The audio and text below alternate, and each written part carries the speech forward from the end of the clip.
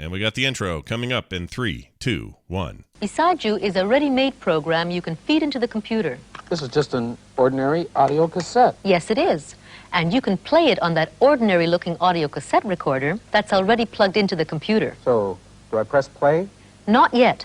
First, you have to tell the computer to copy the program that's on the cassette into its own storage area or memory. How do I do that? Just type load, L-O-A-D. Attractively finished in a gift box. The morning stream. The morning stream. I don't think you were the milkman. This is the morning stream. The morning stream. Good morning, everyone. Welcome back to the morning stream. It is Wednesday, February 10th, 2021. I'm Scott Johnson. That is Brian Ibbett. Pretty sure. Pretty sure. Yep. It's not a cat. I'm live, and I'm not a cat. Yeah. I haven't done the proper verification process yet, but I have it on good authority that is indeed Brian Ibbett. And we're here. Right. We're ready to rock your world, man.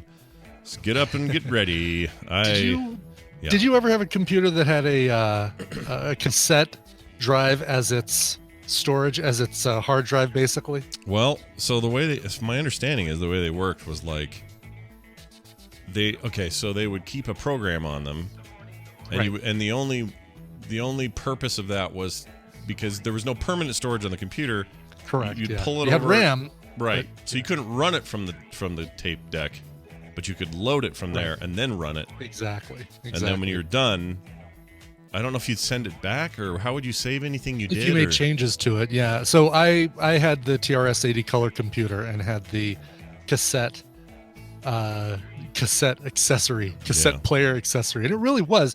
There was nothing different about this cassette player than the fact that it had a serial port on it, but it still had a speaker. You could actually still play regular cassettes on it, any of that stuff. But so you'd write your basic program, and then you'd say, "Okay, I'm ready to turn in for the night," and so you'd save it to the cassette player, which would basically be recording it, right? Like kind of. You're basically recording it, yeah. Yeah. And then you can load it from that. But I mean, if you make changes, you have to basically save it to a new file or save it to a new tape. A new tape. Yeah. Or not new tape, but new place on the tape. That was an odd time. God, what a mess. What an odd time, man. What a weird time to be alive, seriously. No wonder we thought zip drives were so magical. No kidding.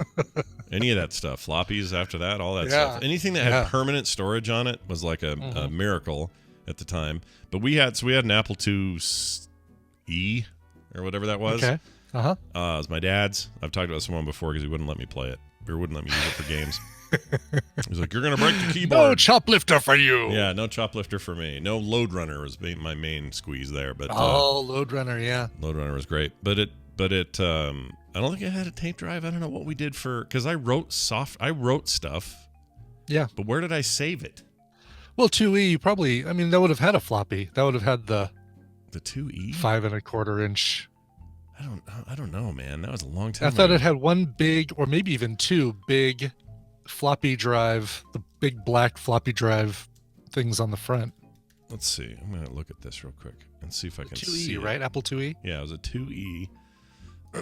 Oh, you know what? It's an external, but you're right. There was a external 5 1/4 inch floppy. I think that thing held it. Right, because the Apple IIe, the Apple IIe didn't have the flat front above the keyboard. It just had the flat top that you put the monitor on. Right. That was the style at the time.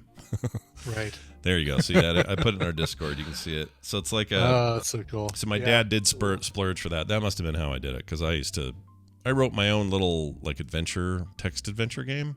Mm-hmm. But what was cool about it was in between levels you would warp someplace in your ship because it was sci-fi. The story was in a sci-fi setting, and I wrote a Starfield simulator every time in between sequences. So it'd be text only, like go left, go right, pick up the thing or whatever. But then when I'd have to fly somewhere, you'd have this like bunch of stars going past. Oh, that's cool. Like the Starfield flying at you. Yeah, it was cool. I enjoyed those days when I was but a wee 11-year-old or whatever, 11 or 12, whatever I was. Anyway, welcome to the show, everybody. We got stuff. We have things. It's a Wednesday. You just have to chop at that block until there's a statue underneath on a Wednesday. You just have so much coming up. And That's right. It's fine with us, but we got a Super Bowl update we need to hit real quick from Cappy. Okay. Sent this in via email. Is it just announced that there was a mistake? It really was Moonlight. It was not always La La Moonlight. Land that won the Super Bowl. It was always Moonlight. Always. From the Always, beginning, always we always Moonlight. knew it. It was just a matter of confirmation. This is from Cappy, who sent this into the morningstream at gmail.com.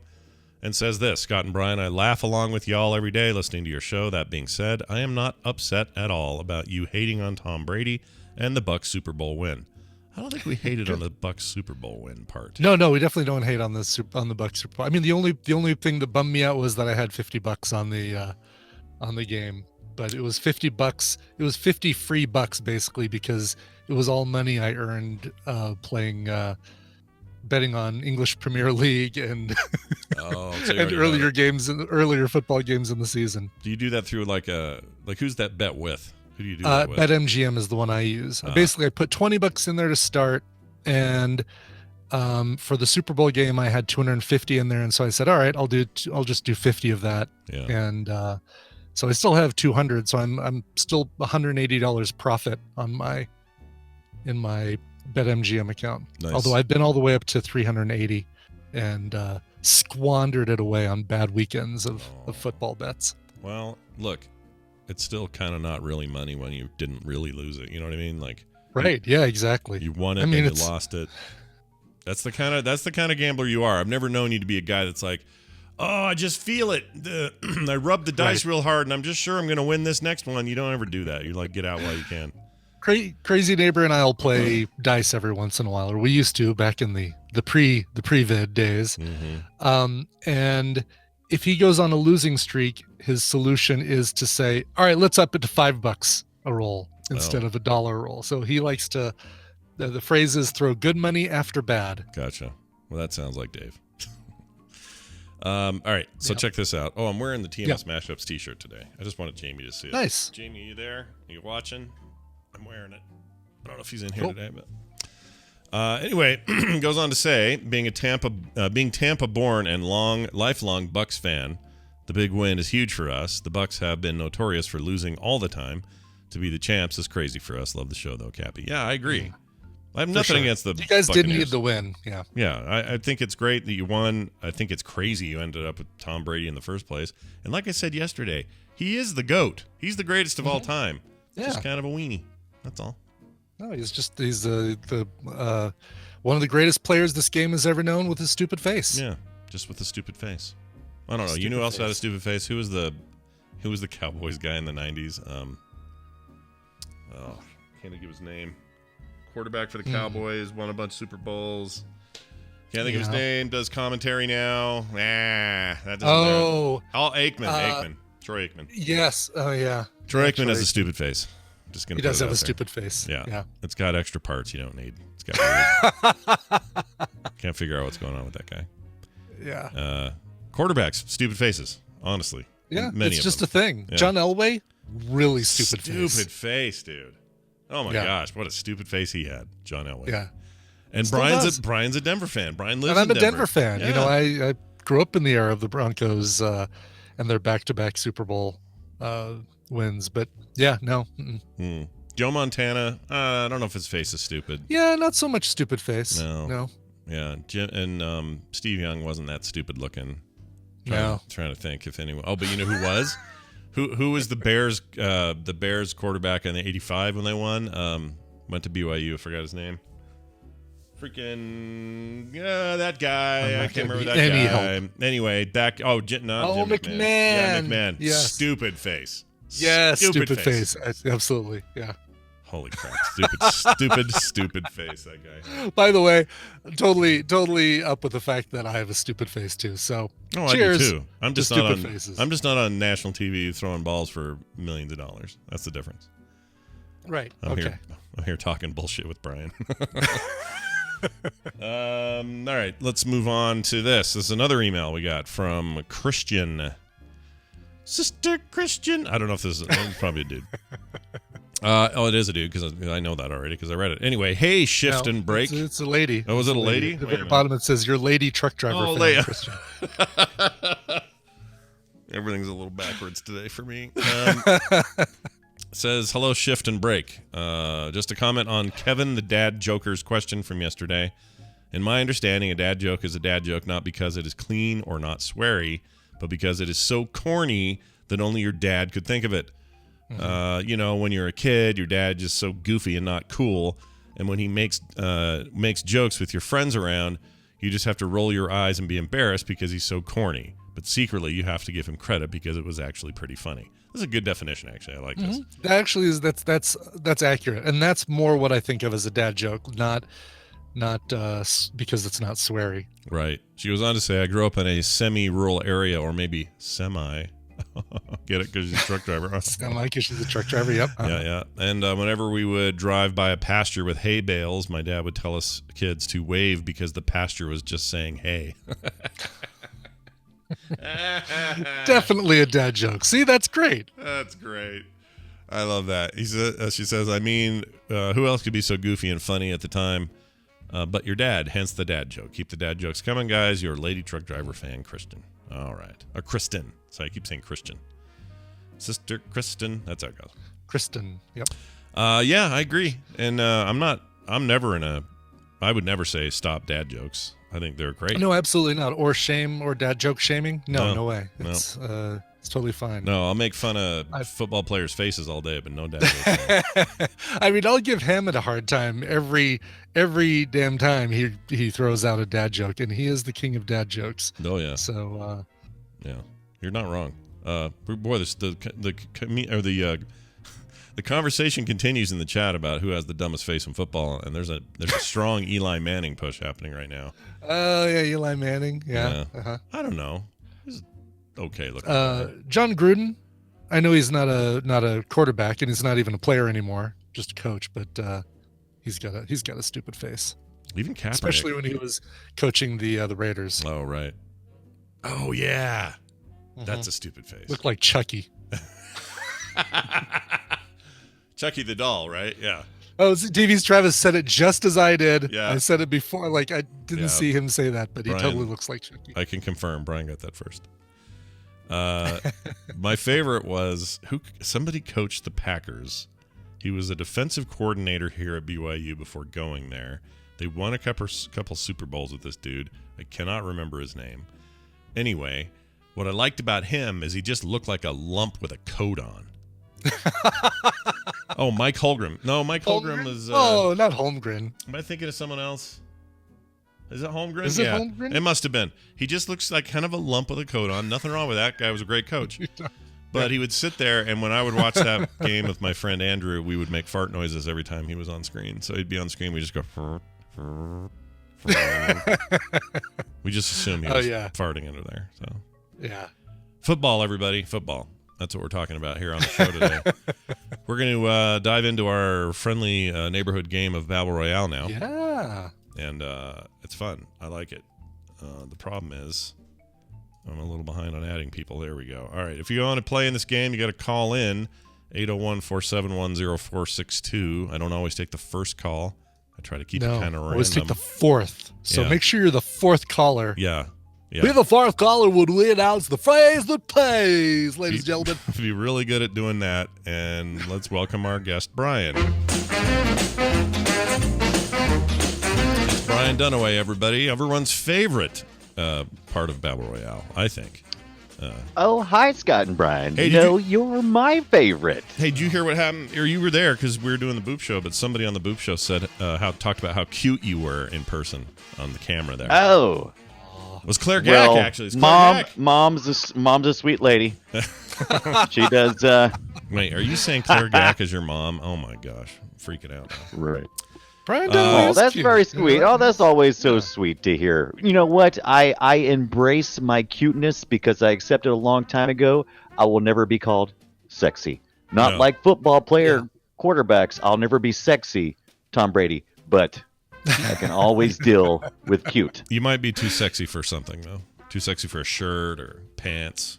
That's all possible. People magazine should have a special issue, the cutest man alive. Right. the cutest man alive. man of the year. Yeah. Cutest people alive. Look how cute he is. I just want to puke. Yeah, not sexiest, Yeah. not handsomest. Yeah, he's cute. Cutest. He's cute. He's I cute. don't know who would win that, but let's go for it. You gotta know what you Tom are. Holland. Tom Holland every year. He's pretty cute. That is spot on. Yeah, He's cute. That's good. He is Not cute. handsome. He's not sexy.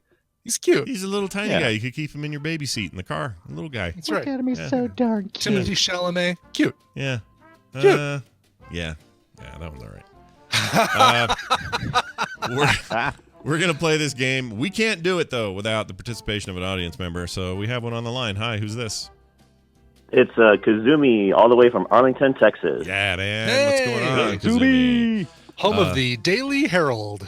Oh, is that the I believe so. Arlington Daily Herald. Am I right? you still And get newspaper's probably not around anymore. Yeah, what's a newspaper? yeah, exactly. Okay. the Kazumi Herald is what would be a better name. Anyway, welcome to the show. We're glad to have you here. Brian will explain today's shenanigans and how you could win. That's correct. While I'm explaining, you guys log in because it's time to play We're not the logged in. Tadpooley Feud. Crap, Link I is didn't in log the in either. Discord. Yeah, sorry about that. I was sorry, over me in my chair. Hold on me a second. too. Oh, I'm that's done. all right. That's all right. Wait, in the I've that served- Discord. Okay. All right, go ahead. All right. Can I talk? Can Yeah, I talk? you can talk now. You Can I can talk? But Can you know, I- if, I was just thinking maybe we could just look at some things just real quick. Oh, I'm sorry. Go ahead. I've surveyed the Tadpool on some nerdy topics, and Scott and Brian will have to predict the answers that they gave us. It's Scott and Brian's job to see how many of those answers they can guess. Kazumi, right? Kazumi? I did Yeah, right. Kazumi. Yep. Okay, I'm writing it down. Kazumi. Your job is more important than ever because you're going to be working with either Scott or Brian. If your team wins, you will get a prize package. That includes the carryover prizes from Monday, a bag of Kahawa coffee, and Human Fall Flat. Human thanks Fall to my Flat. trip to Chicago. Yep. The Kahawa Coffee, courtesy of Kahawa Coffee Roasters, by the way. Go check them out online. You'll also get a copy of Not Tonight, courtesy of Wesley. Also I available on get Steam. that every week. Yep. Just like a Saturday night at it sounds. Right. Yeah. No, Brian's not used to being tonight. told not tonight. I get you. I Right. feel you. Remember, cute, not sexy. Yeah. Not sexy. All right. Are you guys logged in? I see you logged in. Yeah, Very we're good. in. Can I test my buzzer real quick just to see? Yes. Okay, Brian did it, but Okay. I Hold won. on. Reset I he win. buzzer. put his name in as not Scott. That's I fantastic. know, always does that. Yeah. That's fantastic. What's good is that if we ever have to replace Brian, we don't have to change the name. Oh yeah, True, Just true. make it It's permanent. kinda handy, I like actually. this. All right. I feel slightly threatened. Yeah, you should. As you should. Yeah. All right, hands on buzzers. Here is your topic. Top 10 answers on the board. We asked the Tadpool, what's the greatest Marvel or DC weapon or accessory of all time? Scott. Marvel. I'm gonna go with Captain America's shield. Oh, that's so Show stupid. me Captain America's shield. Number 12. 6. Oh, 5 6, answers okay. will beat it. Brian. Jeez, The I'm Infinity surprised. Gauntlet. Jeez. Show me Infinity Gauntlet. Oh, All right. Really? number 3. Yes. You bunch Number of Tad 3. losers. Just kidding. Oh, yeah, that'll help. All right, so Brian, you have control of the board. Do you want to? We don't have player pass, do we? So you're going to play Player so I pass. think player pass. Yeah. So you're Say, gonna say play. the if you don't mind repeating the question one more time so that I can. Sure. What's the greatest Marvel or DC weapon or accessory of all time? I know there's a lot of ors there. What's the greatest? Accessories. Yeah. Right. I think Greatest superhero accessory right. of all When time. I think of accessories, my God, I can't help but to think of Wonder Woman's. Wonder Woman. I mean, every time because I think of all of her greats. It is so stupid. She's not an accessory, Brian. But no, but she does have a lasso, and it was a huge, big deal in this last film. And I just think the lasso is going to be in people's minds right now. You're gonna with say the latest lasso? Wonder All Woman. right. Yeah. All right, Wonder Woman's super lasso, golden lasso of truth. Ah. Yeah. Number 8 in the list. Oh man. Very good. All right, Brian, you still have control of the board until your Right. first And strike. only second to that is the Wonder Woman bikini. No, that's not right. Hold on a second. Let me. The Wonder Kini. The Wonder The Wonder King. bikini. I was also gonna say Wonder Woman's invisible plane. Those always both of those items always maybe just go, man, they're just going full I in. just don't know if you call that a weapon or an accessory, though. It's more Accessory, it's got. of a. You ever call your You want car me to- that? Well, my You accessory. want me to backtrack? I got to get my car. I got to You want drive me my to- accessory down. you want to me to the backtrack? Jiffy I Lube. can- I'm not saying a word either way. Now Scott's got me wondering. Yeah. Now Scott's got me. I need to take my accessory in for a tune-up. My tires need to be rotated on my accessory. Why are you getting into my head? Why are you getting into my head? Stop it. Okay, so you know what? Instead, I'm going to go with Batman's utility belt. That's an accessory. All right, show me Batman's utility belt. What? Yeah! Number 4. How is that there? Okay. Of course it's there. And in the survey, most people put Batman's utility belt, but if they put Batarang or Bat Shark Repellent or Bat Gas, then I lumped it all under Bat gas. Bat gas. All right, so there's another one that. All right, I'm gonna admit my inability to pronounce Thor's hammer and just call it Thor's hammer. Mjolnir. I wanted to call it what it is, but I was afraid you. Let's hear you say it. I want to hear you say it. Do it. The Mew Mew? Yeah, we're going with the Mew Mew then. The Mew Mew. Show me Mew Mew. Damn Number 1 answer on the Number board. one. Oh, really? Yes. Damn it. The Major Lauren? It's Mjolnir, but yeah. Okay. Dang. Man, Am I Brian, still going? You're still going until you Oh, get a Lord. wrong answer. I'm afraid. Okay, well, let's see. I'm gonna have to let's see. Weapon. I'm trying to think of more DC weapons because I've kind of been Sure. hanging around in Marvel a little bit too long here. Let me. All right, I'm going with Weapon X. He's Weapon a weapon, X. You're talking about Wolverine, Weapon X. right? All right. It's in the name. It's not in the gonna name. count. It's right there in the name. Yeah. Certainly. Show me Weapon X. Oh, Wow, what a surprise there. Yeah, Wolverine, not not one of the greatest weapons or accessories of all Yeah. time. fine. Technically. All right, Scott has control. All right. I was gonna say something, but now I may not. Okay. Oh, I just thought of one. Duh. Duh.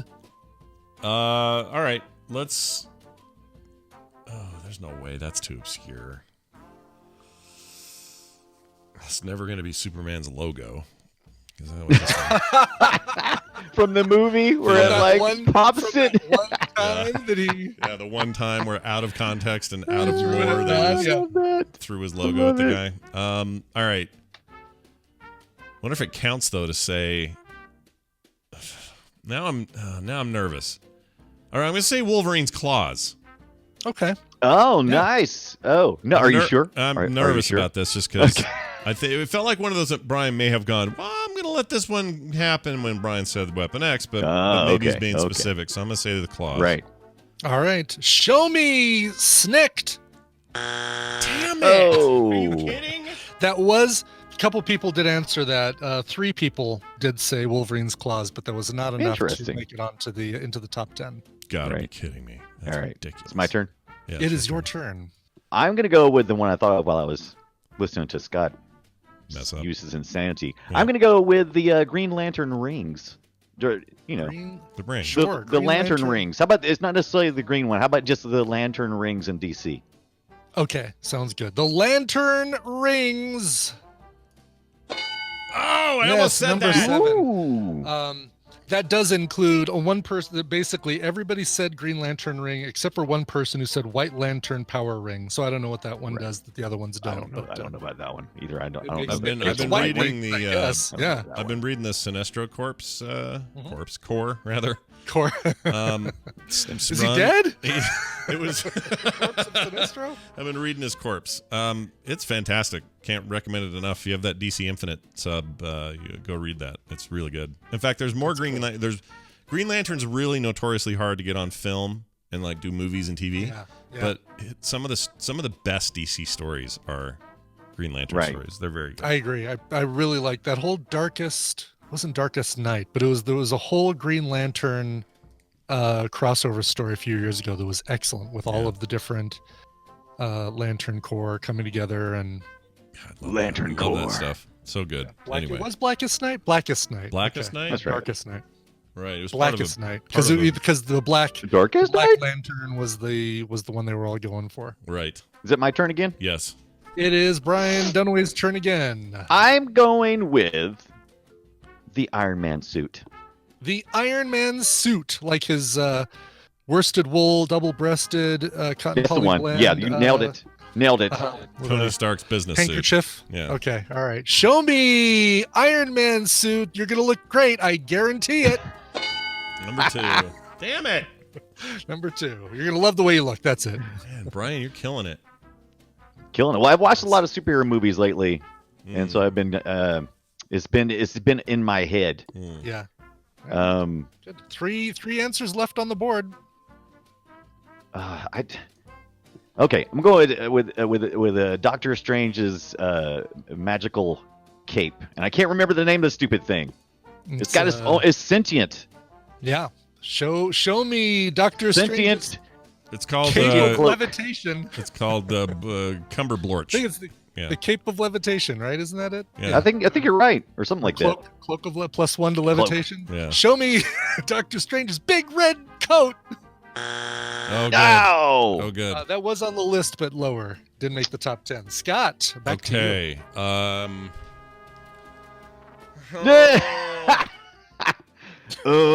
It's hard. It's so freaking hard. By the way, because I gave you this on Utility Belt, if anyone had any of the individual Infinity Gems or anything that Oh yeah. the MCU spawned those Infinity Gems, I lumped them all into the gauntlet. So, okay. so the Time Gem, Right. So you can't say like Vision's Wisdom Gem or whatever. Yeah, correct. Right. Correct. Yep. That makes Okay. sense. Did you see that guy that had that actual diamond embedded in his head, just like Yes. Vision? What a nutbag! Some people have more dollars than cents. 25. Yeah, but it's in the bank though. It's his. Now it's in Always his sell head. it How, later. how soon till his severed Yeah, head gets I mean- stolen? I'm telling you, man, it's just ripe for the picking. And think At first, I was like, "That's a horrible idea." I was like, why not?" $25 million on your head. You're gonna get robbed. I mean, you where else could you put 25 million on your person and keep it safe? It's a fair point. Right. All right. Let's do. I'm literally. This is so dumb because I'm reading so many comics right now. I should be better at this. But a lot of them don't have things, and then if you say stuff like Wonder Woman's jet, and I get laughed at, Right, then we make fun of you. Start losing your confidence. I guess I'll just say something. I don't even know if it counts. Okay. Spider-Man's spider shooters, the web shooters. Oh, spider shooters is. They shoot webs, Scott, not spiders. Sorry. Spider-Man, show me. I didn't. I like that he phrased it. That's hilarious. I'd like to see that Spider-Man. Show me Spider-Man's web shooters. Oh, that's awesome! I thought there was no way. Yep. Holy But I am Moses. now writing my own fanfic Spider-Man where he just goes around shooting Shoot spiders at people. Yeah. Take this, Daddy Longlegs. Activate. Okay. I'm running out, dude. There's only 2 answers left on the board. I feel like there's a. On the board. Knowing The what I know board. about the tadpole, somebody somewhere said something about like Hulk's magical pants that never rip. So I'm gonna actually try because I can think of anything else. Hulk's pants. Hulk pants. That's an accessory. Hulk pants stretchy. Damn it! You're right that somebody said it, but it wasn't Really? enough people to say it. That yeah. Why doesn't he just wear yoga pants? I mean, they're in. Well, he does wear Yeah, some right. that he does wear. The comics try to explain that it's like a super science. Unstable molecules now. Yeah, something like that. It's Yeah. always been dumb because in the old days it was just, oh, he got all big, but we can't show his wiener. But now we have to Right. explain it. Anyway, all right. So I've Brian, been the real back, tempted to like run down a whole bunch of the different superheroes like who have armor, like Iron Man, of course, and there's several other characters that depend on their armor, but Captain America's shield wasn't on there, and that worries me. It was. Yeah, it was. Oh, was was it? on there. Number 6. It was number Oh, in 6. that case, Ant-Man's suit. Ant-Man's suit. Show me Ant-Man's suit. No. Yeah, Three no. down. Not even one person said Ant-Man's suit. I was watching that last night too. That's Which one? The first one? No, he was Ant-Man the in game, so I Oh, wasn't yeah, actually okay. watching Ant-Man. You were Ant-Man, watching but I was Ant-Man in Endgame. Ant-Man. Yeah. I like that you Yes. had your own mini movie going on in your head during. I did. Endgame. Well, I actually was watching. I was watching clips from Oh, the okay. end game, and then I ended up watching end game. But the clips were all of Ant-Man. Oh, gotcha. Well, he plays a pivotal part in Endgame. Yeah, he does. Yes. Okay, so we're down to the two last ones and one strike left for me. So we're gonna go with the. See, this is gonna sound like I'm doing the plane thing, but I'm gonna say the Batmobile. Yeah. The Batmobile. Weren't you the one a minute ago who said the Batmobile's not an accessory? No, That's not an accessory. I said Wonder Woman's plane was not an accessory. No, So- because you said I'm going to take my accessory to get a tune-up, and you Yeah. wouldn't say that about a plane. Yeah, but think about it. My Honda doesn't behave like his car, and her plane is just invisible. Big deal. Like this this car is an accessory to, up the wazoo. Oh shoot! Just dawned on me. Kazumi should be helping with this, and Oh, and no, of I course. completely thank Oh, you, my Claire Gag, God. for finally reminding me. Kazumi, do you have anything to add? Well, every time I was about to suggest something, it was picked. So I, Oh, okay, Oh, good. nice. Yeah. Nice. I can't How do you really feel think about of. Scott's choice of Batmobile? Well, that's all Yeah, right. once you get to 9 and 10, it's kind of hard to pick because it's just like the throwaways. Yeah. Do you think Yeah. my Batmobile's a bad idea, or I would totally lean on your knowledge? With all the talk about the invisible jet, that kind of makes me, want to go away from that one. Yeah, I kind of tend to agree. You're probably It's right. gonna be funny if this ends up burning Scott in the butt because he's the one that was all anti. Yeah, if this ends up being invisible on jet. here, I will laugh my head off. All right, what do you think? I was thinking, I'm trying to keep chat away. I have it full screen on the stream just so I can see the selections. Sure. Yeah. Well, and Chet, they could easily be throwing you off as much as they could be helping. So Oh, yeah, Chet's they never totally help. fine. No, in like this every case. time I would glance, someone said something about a Star Wars reference, and I was like, I don't think that's actually. Interesting. But, Yeah. I mean, Marvel, Uh, they own them now, but I don't think it counts. Is there a guy that has a bow and arrow that might be? Oh, Oh, there you go. yeah. So we could on go both, on both sides. Yeah, I feel like Marvel and DC. higher up in the consciousness right now would be Hawkeye. I Right. don't know, but then there's Arrow on TV. Not anymore. He's not. Let's say Why do you like you take such joy in that? I do. Not anymore. It's not. Because that last season sucked so bad. It should have ended one season earlier. Well, what if we said Hawkeye's bow and arrow combo? Does that count, Sure. Brian? If we doesn't have to be. Yeah. I mean, okay. you could even just say bow and arrow, and that Oh, would do you cover think for Arrow's both, going to be on there, but not you- Bo? That would cover you for both Green Arrow and Hawkeye if you just say bow and arrow. Let's say bow and nice. arrow. All right, show me bow and arrow. Damn it! Oh, Yeah, how about Bolero? Yeah, bolero. Yeah, that's bow it. and arrow. Yeah. Bow and arrow actually was the next one on the list. Interesting. So if we would have done 11 answers, then it would have been bow and arrow. All right, so game's I over. was really thinking of stuff like the Fantastic Car, which is amazing, or Blackbird from the X-Men, but these are all planes and things, and I'm curious to see if that's Yeah, gonna I'm be really our final curious about answers. 9 and 10. So That's right. And by the way, Kazumi, you would have said Brian was going to win, right? Absolutely. Yes, Kazumi. That's the Yeah. answer. Yes. Yeah, you would have said that. So good. Congratulations, you won. Because I got so caught up in getting you guys logged in, I forgot to say, who do you think is going to win? Completely. All right, show me number 9.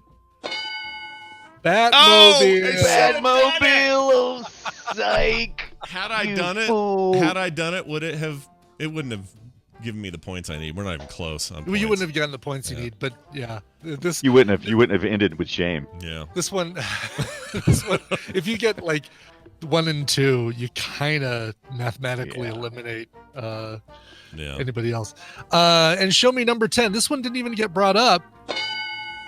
Stormbreaker. Interesting. Yeah, I didn't think about it. Of course, Thor's other weapon. Thor's new hammer, Right. Mjolnir 2.0. is Yeah. still- And he actually was wielding both. Well, in- he was. was not at the didn't same time think about though, it. was he? Do you have him? Did he dual Yeah, at the same wield those? time. Yeah, he was like, "I got you, Tony," and he's like, "Nope." And even threw it over to Captain America to use a little Yeah. bit, right? Yeah, Yeah. I knew Cap had it, but I couldn't remember. I guess I'm thinking of the end when it swings down on at the end of Infinity War. Who made that anyway? right. That Stormbreaker was it? Was That it a was, giant little man? Yeah, It giant was little man. Giant Little Man. Yes, it was Tyrion Lannister. Tyrion Lannister. Tyrion Lannister made it. Supersized Tyrion took a piece of Lannister. took a piece of Groot and Oh yeah, it's stuck Groot a- handle. stuck Groot handle. I stuck a forgot. thing in there. Yeah, I gotta watch that. some of the other ones that didn't quite make the list. I mentioned Wolverine's claws, Jarvis, Doctor Strange's Eye of Agamotto, Oh yeah. that makes the sense. Ultimate Nullifier, Yondu's Yaka Arrow, the Invisible Jet, Loki's Scepter, which I would have taken off because it's basically an Infinity Stone. Well, no, I guess I would have kept it in there. The stones on their own wouldn't make it in there. The Bowel Disruptor, Whoa, is that a No. thing? What? Bruce Wayne's Wealth, and Gambit's playing cards, which I will remind people, Ah, the playing cards themselves are just run-of-the-mill Playing playing cards. he's magic. He's the one who turns them into kinetic weapons. Yeah, Right. That's from his head. Those aren't his cards. From his head. Yeah. From his head. Well, awesome. That means that we have a winner, which is really what I care about. Winner, winner, chicken dinner. Congratulations, Kazumi. How are you going to spend your winnings? Well, all I know is I just had to show up, and I would probably win. Just Yeah, this you did. presidential election. Yep. I just had to show up. This is the perfect time to just show up Completely to accurate. Battle Royale. Yep. Winner. Here's all you got to do. You've heard it before, but I'll tell you again. Send an email to Brian, coverville@gmail.com. You'll send him your address for the coffee and a digital way to get you all the other stuff. So get that on over to him, and he will take care of you. Congratulations. Well done, and thank you for playing. All right. Yes. Brian Dunaway. And yeah, I would have counted, like I said, I would have counted Eye of Agamotto because in the comics, it's not an Infinity Stone. And the Infinity Stones themselves, I wouldn't have counted, but the things that they're in, Right. like when Like it's in Jarvis. Vision's head, it's just an Infinity Stone, right? Right. It's not like Right. it powers an Well, isn't it accessory. supposed to do something for him, though? Like it makes him more human or more. I think it. It gives him the power, right? Ultron gives gave it him- because he was yeah. just Jarvis before he got the Infinity Stone. He wasn't Exactly. anybody. Yeah, it powers it powers Vision. Yeah. Like it. Okay. Without it, he's not Vision. He's Because if you just take it out, then Jarvis. he's dead. he's Oh, Jarvis. now I have questions. WandaVision questions. I'm gonna have to Mm-hmm. figure this out. All right. Anyway, Well, I'm sure that show will tell us eventually. there what should the hell. be little flashes where you see the answer to your question, and that's all I'm going to say. Okay. Little flashes, you say. Oh, I see what you mean. Yeah. No, I remember that. yes. I'm just my question is more. You know when they're okay. I'll say something that's non-spoilery because if you haven't seen it, this will make no sense. They're in their living room in the 80s, Mhm. and they're mad at each other, and they both rise up. Now, Scarlet Witch can do that with her hand. Yeah. That's in the witchy- trailer too, by the way. So you're saying Yeah, it's still in the trailer. Yeah. And then he does it also. Mhm. How is he doing that? Like, can Last look question. me answering that would be spoilery. Right. but you know, I have a theory. You have a My, theory, my all right. guess is just wires. I don't think Paul Bettany can actually fly. There you go. no. My answer is in the chat. There you go. Very nice. All right. Excellent news, everyone. We've done it. Brian Dunaway, congratulations. And let's just put it out there that yesterday we had a fantastic Boop Show. And if people didn't catch it live, they could certainly get it on the archive and go get it on their podcast player of choice. If you have questions about what that is and where to get it, head on over to frogpants.com/BOOP. And this weekend, we'll be joining each other and Randy and Brian and all of us doing a new film set. Valentine's, my bloody one. My Bloody Valentine. Valentine, comma, My Bloody One. From 1984? One, two, One? one? Two-ish? Early 80s. Very early Nailed it. 80s. Saw it when I was 16 in 86. So well after it was out, it was on VHS or whatever, and it stuck with me. I was telling the guys before, and I'll say Like it again. that lady who stuck to the wall. That's right. It's the first horror movie I ever saw where somebody was hung on a meat hook. So I have a real palpable memory of this movie. Anyway, that'll be You this. can do that? That'll be this weekend at filmtech.com. Brian, anything else you want to say before I cut you off unceremoniously? Absolutely. Follow me on twitch.tv/Brian Dunaway. Tomorrow night, I'll be playing Graveyard Keeper for week 50. I don't know. I've been doing it forever. Me and Kit London are running through that game. It's been a lot of fun. That's We're bringing great. zombies back to life. Whoa. Look at you. I knew there was something wrong with you. Brian Dunaway, everybody. Stay safe or stay safe. Stay safe. Stay safe. Stay safe. Yeah, I couldn't get it right. All right. Well, that was great. Enjoyed that as always. Now, let's do one of these. This is the info we've been waiting for. Time for the news brought to you by America's Next Top Podcaster. If you are not subscribed, you're going to want to get subscribed very, very quickly because new stuff coming, whether you're on the free feed, that's going to get the abridged Bobby Frankenberger produced edition of the show, nice and concise. Or if you want to learn everything there is to learn about podcasting, join our Patreon, going to patreon.com and search for America's Next Top Podcaster. You'll get everything. And Hammond edits that into a big old masterclass of podcasting. So depending on what you want, America's Next Top Podcaster has got it for you. Nice. It's been a real roller coaster already, is all I can say as a judge. It is, yeah. Man. It's been something, I'll tell you. All right, hey, check it out. A luxury French fashion house, Louis Vuitton. You know, you've heard of that, right? Louis Vuitton. Yeah, Yes. Louis Vuitton. Louis Vuitton. Mm-hmm. I'm Louis Vuitton. Louis Vuitton. Did you go fish those chicken wings? He's not the guy whose real name is Ralph Lipschitz. No, that's Ralph Lauren. Ralph Lauren? Is really Ralph Lipschitz? Yeah, his real name is Ralph Lipschitz, I think. Hold on. Ralph. I got to look this up so I'm not telling lies. Ralph Lipschitz. I swear this is here it is. Oh, yeah, that's him. Ralph Lauren is a American fashion designer, philanthropist, billionaire, businessman. Known for all this. Was born Ralph Lipschitz, October 14th, 1939. Nice. That's pretty good, right? That's great. Yeah. Yes. It's a fun thing to learn. Anyway. That's something I would have paid. I would have paid any amount to keep hidden. Oh, yeah. Yeah, you don't want Lipschitz getting out there when you're trying to be a cool brand of fashion-y things for men. Like luxury fashion Lipschitz. Yeah. Does he do lady stuff as well, or is it just men's stuff? I don't actually know that. Doesn't matter. I think he does. Clothing for both genders. Swings both ways. Is what you're telling me. I know that he had Polo. Yeah. That cologne that everybody smelled like in 1984. Yeah. The shirts with the little polo guy on them. Yeah. I remember that. They were way too expensive. And it's what the bullies wore at the prep schools, the fancy prep schools. That's right. They put the collars up and they picked on all of us. Yeah, jerks. Thanks for that. Thanks for reminding me about that, Scott. Yeah. Thanks, Ralph Lipschitz. Your legacy continues on to this day. Well, anyway, this is nothing about him. It's about the Louis Vuitton brand. There's a big controversy being stirred up right now over a new menswear design that was described by the brand as being influenced by and paying tribute to the Jamaican national flag. No problem. That sounds great. Everybody likes a good Jamaican. That sounded wrong. But, Jamaica, it's cool town, mon. We all want to live there and have the cool weed or whatever we do. Well, anyway, the item which resells for $1,340, this thing. Oh, wow. Okay. Jeez. Yep. Got removed from the store.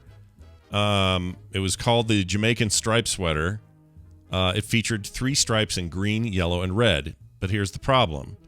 The Jamaican flag is green, yellow, and black. Like they're not even in the same colors. Yeah, what did they use? Malta? What's got the green, yellow, red flag? I don't know what that is. It looks familiar though, right? Guinea? Guinea, it might be Guinea. Green, yellow, red. And it just changed the name. We love Guinea. Exactly, yes. Ghana, maybe? Someone said in the chat.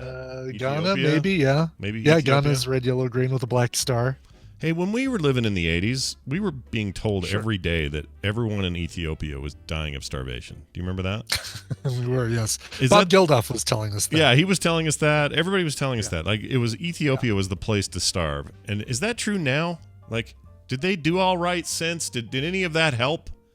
We must have. Yeah, it must have done something, right? It was Okay. between Bob Geldof and Sally Struthers. Between the two of them, I think they solved that problem. Okay. So they're still starving, says Daniel J. Newman. Says Daniel J. Newman. Yep, still starving. Well, I was told all of those sorts of things. You know, we are the world, and everything would just fix all our problems. That's what I was told. What happened there? What happened there? Yeah, it was apparently helped for a little bit, and not for too long, I guess. I don't know. That's interesting, though. We don't hear about that. Tally's reference. Is it because there's? Yeah. Is just because there's so many other problems around the world that it's like, yeah, take a number, Ethiopia. We've got this happening here, and we got this happening in Africa, and we got this happening. I'd love to see some like actual like data to see, because generally speaking, I think it's safe. Right. Maybe it's not safe to assume, but overall, there's less people going without the very basics on this planet than there used to be. Yeah. But I don't actually. Did you? I guess I don't know that. I don't know. As a kid, did you get there are kids starving in China? Oh yeah, thing? my mom did all you the didn't time. finish your food? Yeah.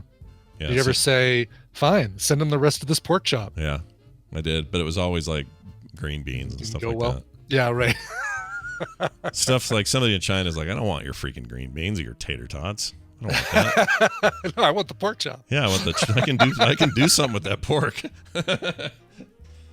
Anyway, so Codes from Home found some stuff. There's some numbers that are interesting. And Bob Geldof still with us, right? He's still around. Still with us. Band-Aid was his Feed the World thing, but Boomtown Rats was his regular gig. Let's see how he's doing. He's 69. Mm-hmm. What did he? There was something that I saw him. He's still from Ireland. Related to. I just want to try to feed all the people. I'm from Ireland. I think is he Irish? I want to say maybe he's not. from Dublin. I think he is. Okay, so he's Irish. Yeah, but his it was a different kind of accent. It was because he was he may have been born in Ireland, but the Boomtown Rats were considered an English band. I thought that they so he may maybe have, the rest of the band was from England. He came down to London and maybe that's what London changed Irish, says Claire Gack. Yeah, it must have changed his accent a bit because it's just a little bit more. Listen, if you're going to feed the world, we'll get Michael Jackson in here to do it for us. What do you think? Oh, that was the other one. Oh shit, Liam Neeson then. Can we get Bono? Can we get Sting to sing the word Sting? That's all you can get him to do. How about Paul Young? Paul Young's big right now. Sure. Everybody's gonna love Paul Young forever. So let's let him lead the song. Yeah, why not? Well, Bob Geldof, you're great. The point is, they screwed up. Oh, that's what it was. That there's a documentary available now about the school shooting in the UK that I Don't Like Mondays is based on, and that's what made me think that there was something recent Bob Geldof-y. Oh, all right. I don't know. He looks pretty good for 69, I have to say. Yeah, I mean, he never looked good, so I mean, yeah, that's a good point. Yeah. He just stayed looking he just looks like Bob Geldof still. Right, exactly. He doesn't look any worse than he did in the 80s. Yeah. Yeah. Anyway, well, there's that. Moving on. We got a man who's 79, 10 years Bob Geldof Sr., pleading guilty to placing dead animals on neighbor's gravestone while dressed as a woman. Oh. Sure. Wait. So where's the problem? I mean, see, therein lies the question. So here's the story. Yeah. An elderly man accused of leaving more than a dozen dead animals on an old neighbor's grave pleaded guilty on Monday. Joseph Stroud, 79, agreed to plead. An old neighbor's grave? Would it be a dead neighbor's grave? I mean, I guess it'd be an old. It's got to be more than old. Yeah, do you get much older than dead? Oh, a former neighbor's grave. Oh, well, it says here. I know it says old neighbor's grave, but oh, is that what they mean? They're not getting any older. I mean, it's yeah, it's yeah. That's what they mean. That's like, oh, that's my old friend from college. You don't right, mean he's exactly. old. Okay, right, my old friend. Yeah, yeah. It's not the best use of words. Their article, Wayne.com. Yeah. Anyway, pled guilty on Monday. 79 agreed to a plea deal, lowering his charges from felony to misdemeanor. He is accused of causing more than $2,500 in damages to a former neighbor's headstone by staining it with the blood of the dead animals. Oh God. Okay. I will stain Jeez. your grave with the blood of the dead animals. It sounds like a horrible thing to yell at someone, doesn't it? It does. I will paint your grave with my blood. There you go. Bentonville man accused of placing dead animals on former... Oh, that's the same story. Stroud was arrested in August after he was caught on surveillance video dressed in overalls and a woman's wig. He's not really dressed as a woman. He's wearing a wig. Okay? Rain.com. Give me a break. Yeah. Did you ever do anything for this Wayne newspaper? No. I don't even know where this is. Is this in the U.S.? Yeah. W-A-N-E. Benton County? I don't know where that would be. That could be anywhere. Yeah. Benton County. Oh, Arkansas. Sounds familiar, but I don't. They might have been a customer, but oh, look at that. They have photos. The article has a pretty funny photo, actually. What of the dude? Of the dude, and it's like Let's take a look at this. Somebody's proof saying, "Here's a picture of him walking through Walmart. Notice the shoes." And then here's a picture. Notice the shirt collar is the same. Wait, now I'm concerned he found the dead animal at Walmart. Now I'm really freaked out. I can't tell what that dead animal is. Looks like a raccoon, maybe? That guy looks like he's got a chip on his shoulder. He does, and he's not using gloves. Yeah. Just handling a dead raccoon with his bare hands. Yeah, you're in the wrong scene, buddy. Whew. Does look like a dead animal on his head, too. Yeah. Thank you, BioCow. That's accurate. I would never look at that photo, though, and go, it's a woman. Oh, no, it's a man dressed as a woman. No, exactly. No, I'd say, oh, it's a man with a wig on. It's a man who looks like he could be the older version of Wayne from Wonder Years. Yep, there it is. He's got a suspended sentence. Will have to pay more than $2,500 to the victim in restitution. Can't drive his car anymore. They took away his license because of his mental health, they say. Well, the police say that the reason this all came down is because they just fought all the time, these neighbors. Gotcha. So really is putting the animals on the guy's grave out of spite, out of anger. Yeah. Nice. Way to... Why would you... It wasn't like... It's not some sort of religious practice. I am ridding your grave of the evil spirits. That's right. I'm trying to bring you back to life with this raccoon and some quality products from Walmart. I just don't get the Walmart connection. It's like, I guess they just have a photo That's of just him. where they have a photo of him with the same shoes. Yeah. Also, is that... it is a Walmart. I always forget Walmart now has the cementy floors and not a painted or carpeted or vinyl thing. Yeah. That's the hot new thing now. Did you notice Target is now a completely white logo? Have you noticed that? Oh yeah. Yeah, I mean it's still the same Target logo, but they still have red accents, but they're going... It's like when Doctor Strange went white in the 90s and Vision went white in the 90s. That happened? So now Target's doing it. Yeah. I'm looking right here. I thought it was all white. Did I miss? I must have missed something here. Yeah, the one by my house is just doesn't even have the name next to it or below it or anything. Yeah, it just has the Target logo with a white. Yeah. Oh yeah, here it is. Like some of the backgrounds are red and stuff like that. It's still red and white is definitely still their their colors, but they're leaning more with the white on a red background than just red. Let's see. I'm gonna send you. This looks just like ours, except without the red. For some reason, ours doesn't have the red at all. There it is in your Discord. But yeah, I like it actually.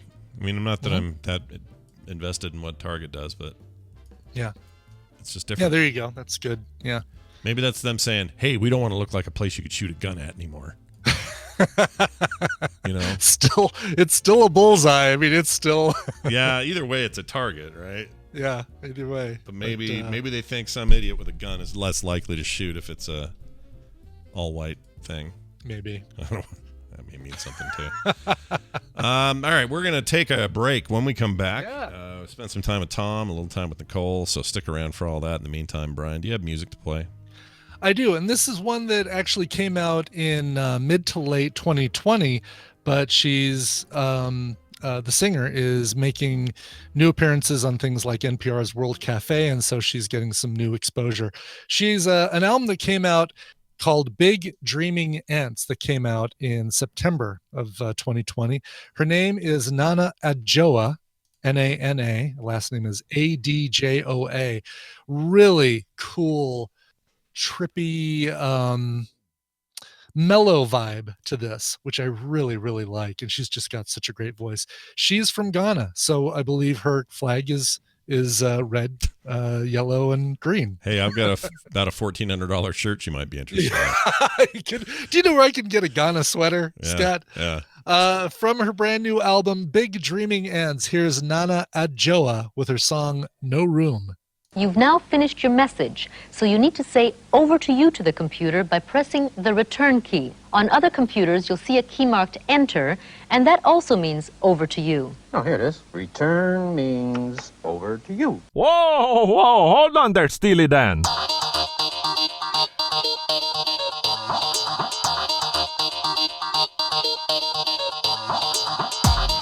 Now picture that, but everywhere. This is the morning stream.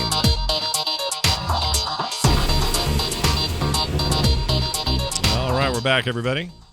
Over to you, Scott. Over to you, Brian. Over to you. I've never thought of the return key or the enter key being the equivalent of me saying, over to you, computer. Yeah, over to you, take it computer. from here. It's your job now to do what's next, computer.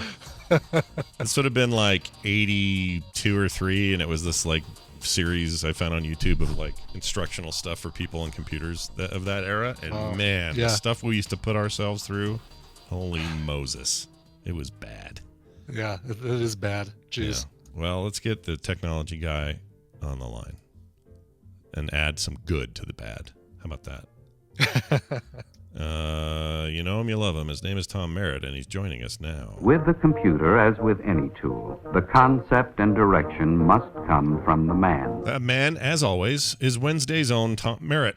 Comes on the show and talks about the daily tech headlines that are happening around the world, stuff that may make it onto the Daily Tech News Show later today, as it is the day I'm on as well, which I love. And we're really happy to have you here, Tom. How are you? Thanks. It's good to be here. Over to you. Over to you, keyboard. Do you remember any of that? Were you ever told growing up that... Yeah, I'd never heard the over to you bit before. It's kind of, I could see a person who knows nothing about computers that helping them make sense of it. I remember trying to explain to a person at the bookstore in the 90s that the web browser pages didn't exist on the computer. That it was like a window into seeing things that were elsewhere, and it was really hard for people who weren't used to that to get to wrap their heads around. Sure. Yeah, I can't really think of another way that I would describe what the enter key does to somebody who's never used a computer before. Right? Especially if it's the return key on that particular keyboard. And they're like, there is no enter key. What are you talking about? Right. Yeah. Yeah. In fact, you know what? That's funny. Now that you say that, I say enter, but my keyboard always says return. Yeah. But I always say enter. My Mac says return, but my keyboard here, my Microsoft keyboard says enter. Yeah, isn't that weird? But they both mean the same thing. They should just rename it the over to you key. Yeah. That's right. Over to you key. Standardize. Yeah. And then put it over the U, though. That's how you do it. You put it up there. Or over the U. Yeah, you say, press the over the U key, and people keep pressing 7. Or 8. Sometimes, it depends. Yeah, kind of halfway between. And well, those were weird times. Today, we live in a modern era where things are probably going to look like this in 30 years. So let's enjoy them while we can. So, Tom, what is going on in the world of tech today? Well, there's a chip shortage. We talked about that yesterday on Daily Tech News Show. If you want to hear more about that, but keep an eye out. Your devices might be getting more expensive, and they might be even harder to get.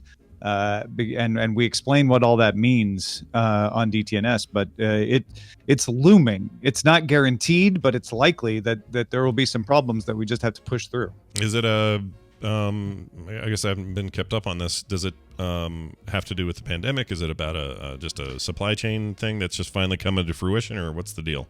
Yeah, it's kind of all of that.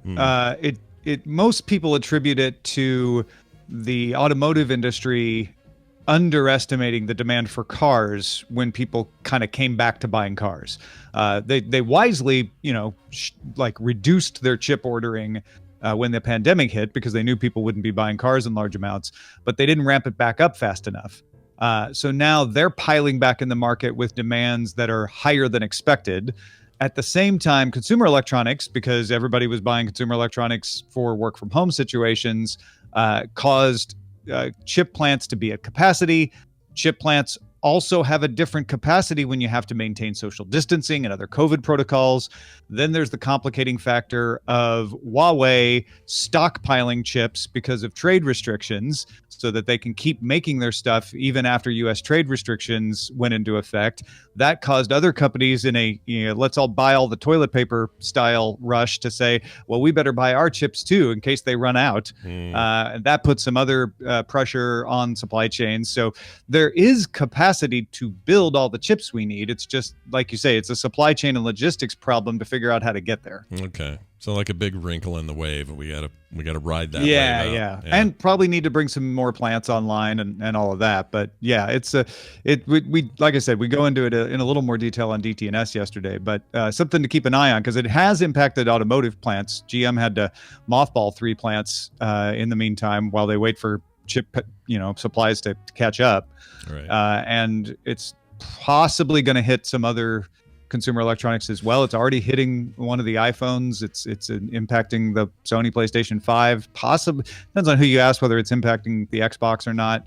The Nvidia shortages may or may not have to do with that. It's kind of hard to say for sure, but could be impacted further by it for sure. Yeah, that's super interesting. I didn't realize that was going on, but I guess the knock-on effect for average consumers will be this fall when you're ready to upgrade a phone after owning one for 3 years. You might be presented with a higher price, possibly a longer delay, maybe even I'd even flip that. I'd say it's more likely you'll just see a longer delay because companies won't want to have to raise prices if they don't have to, given the market. But if it gets bad enough, that might happen too. Well, super interesting. So that was mostly yesterday, though. Anything popping today where you're like, oh, man, Zuckerberg laid an egg and we got it on film or whatever? Man, I wish.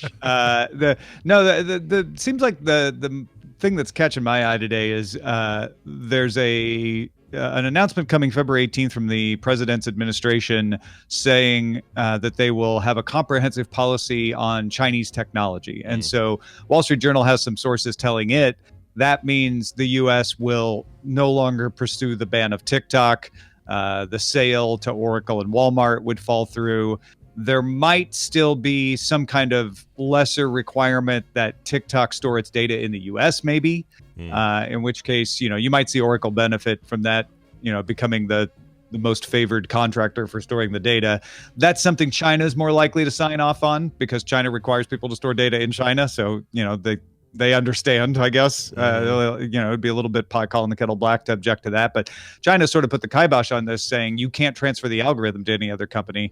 And it's just been lingering ever since. So it looks like we'll get some clarity all on this next week. But the good money is that TikTok's sticking around. Not a big surprise. Yeah, I'm not surprised. I mean, it always felt like this was all out of bluster, and maybe some some shifting around was going to happen, but it wasn't going to end the for a moment. It did look like there might be 2 TikTok companies, and that Oracle and Walmart would own a chunk, with ByteDance still involved. That looked possible for a moment back in October, but then that moment passed, mostly because ByteDance was successful in court, and China really put the pressure down to say, no, we don't want that to happen. Yeah, we'll see what happens with it. I mean, I can't blame them for being so protective of the algorithm. Say what you want about it. It's the selling point of the platform. Like, it's the thing that makes that thing go. And I don't mean that in like a, I'm not trying to be naive about what makes things go these days. Algorithms are everywhere, but in particular, TikTok's algorithm is what drives people to stay and flip and flip and flip and never leave. And it's really good. Like, they're good at doing the thing they're doing. Whether or not you think it's because they got too much of your information or all that other stuff, so that's a different discussion. But anyway, that'll be fascinating. I actually meant to ask you this a while ago. Like, it feels like it was TikTok all the time. All the talk was like, what's going to happen? It's all going away. People on TikTok were like, well, might be my last video. Follow me on Instagram, this whole thing. And then it just felt like it went poof and no one talked about it anymore. So yeah, I guess that's where we're at. You was there a question in there? No, because all I can say is like, yeah, that is an accurate description of what happened for sure. That's pretty much it. And I guess the explanation is like that we shouldn't be surprised that a lot of people react in the moment, but don't pay attention to their previous reactions, and do not try to maintain consistency of viewpoints. Right. There you have it. More on that and other cool stuff today at the Daily Tech News Show, 2:30 Mountain Time. That'll be live if you want to watch it, or you can get the podcast, of course. And there's all kind of cool benefits for your patrons and everything else that I get to participate in. I'm very excited. Anything else you want to mention today before we go? Oh yeah, I got some nice emails from people this weekend who signed up for my newsletter. And if you didn't hear me talk about it before, I send an email out once a week.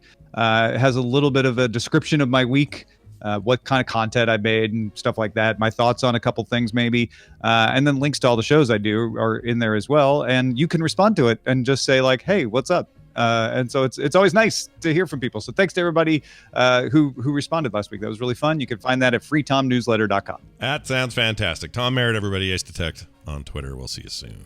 Thanks, Tom. Bye now. He waved. He did. Yeah, he didn't say anything, chat, but he waved, which means he was really waving at you, not us. Okay? Because he's on video for you. Although we can see him, but it's really for you. And by the way, back to this Apple IIc thing with the floppy drive. Yeah. Mine were the ones with the black face on the front of those drives. Yep. That's the visual that I have is the. Yeah, so I don't know what your drive wore blackface is what you're saying. Maybe I didn't have an E. Maybe I had a 2C. A 2C maybe, or even just a 2. I don't know. Yeah, because I'm remembering the one I'm remembering was the one that had the keyboard, and then the angle up, and then it went to a built-in pair of black fronted floppy drives.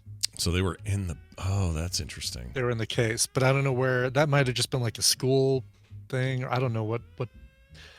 Was that 2E? I don't know what model I'm thinking of. 2E was real close to like Mac time, right? Yeah. Weren't they about to roll over on that? I don't remember. I think so. Yeah. It's a good time back then. Mm-hmm. Okay. Oh, hey, it's Nicole time, everyone. Yay! Back up your truck and get ready, because we gotta pull her. God, I hope I didn't pick her pick this week. Yeah, pick her pick. Been pretty lucky lately. Been dodging each other's stuff, so might be okay. Let's find out when we call her and play this to bring her in.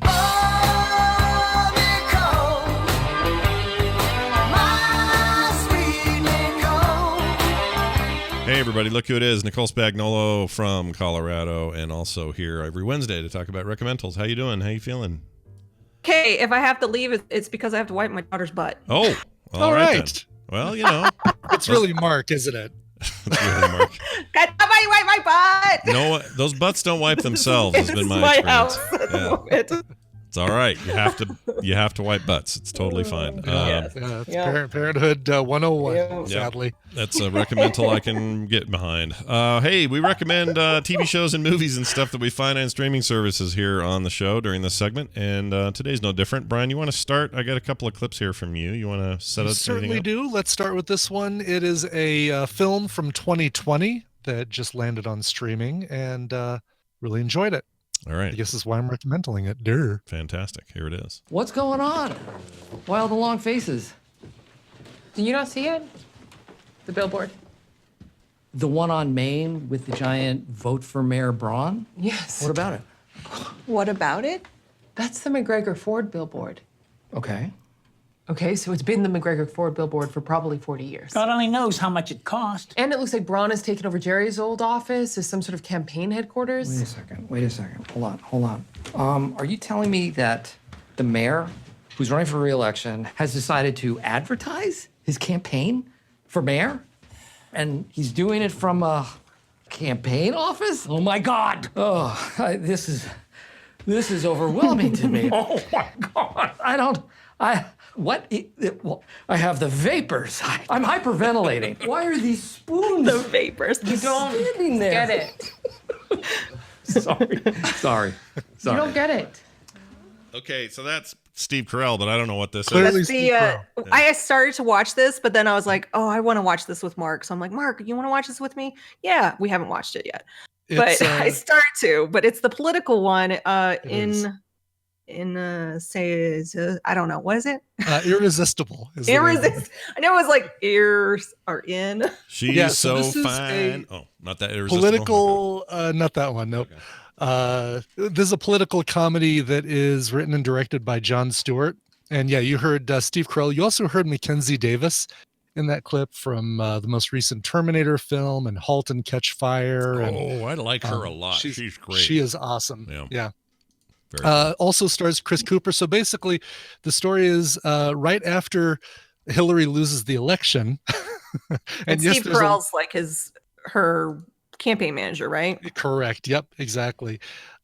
He decides that, because Wisconsin is one of these states that they lost, they need to somehow turn it blue, or at least get more of a foothold in Wisconsin. He sees this viral video of Chris Cooper standing up at a town hall meeting, basically giving a speech about the undocumented immigrant population of Deerlock in Wisconsin.